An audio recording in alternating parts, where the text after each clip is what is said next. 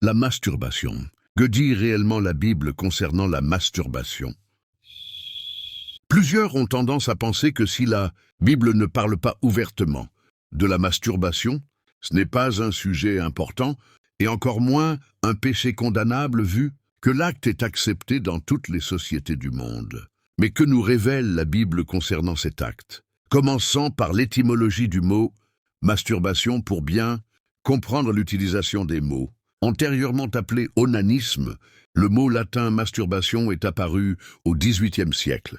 Les dérivations les plus largement acceptées sont manus, main, plus stuprare, se souiller, ou manus, main, plus turbar, jeter dans le désordre.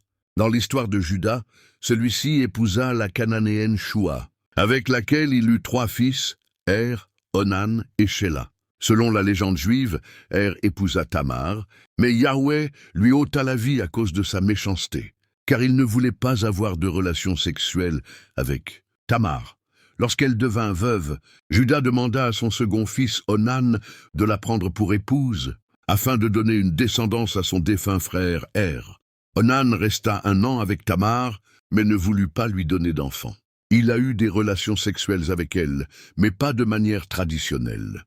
Soit il la sodomisait, soit il se masturbait sur elle et versait ensuite son sperme sur elle.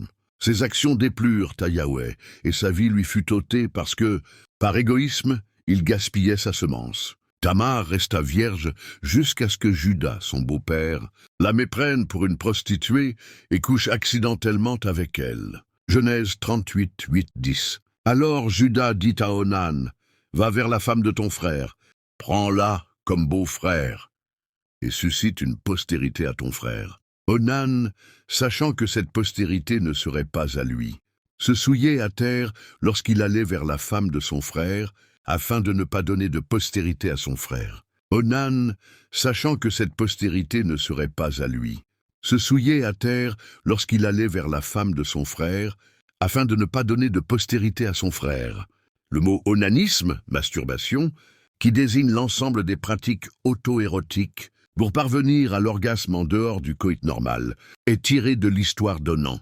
En 1838, Jean-Étienne Esquirol, éminent psychiatre et médecin-chef de l'hôpital Salpêtrière de Paris, déclarait dans sa classification des troubles mentaux que la masturbation est reconnue dans tous les pays comme une cause d'aliénation mentale.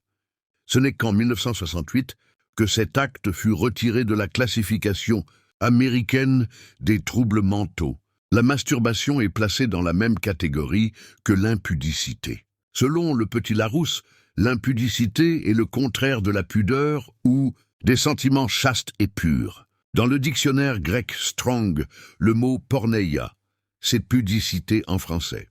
Sa définition est relation sexuelle illicite, adultère, fornication.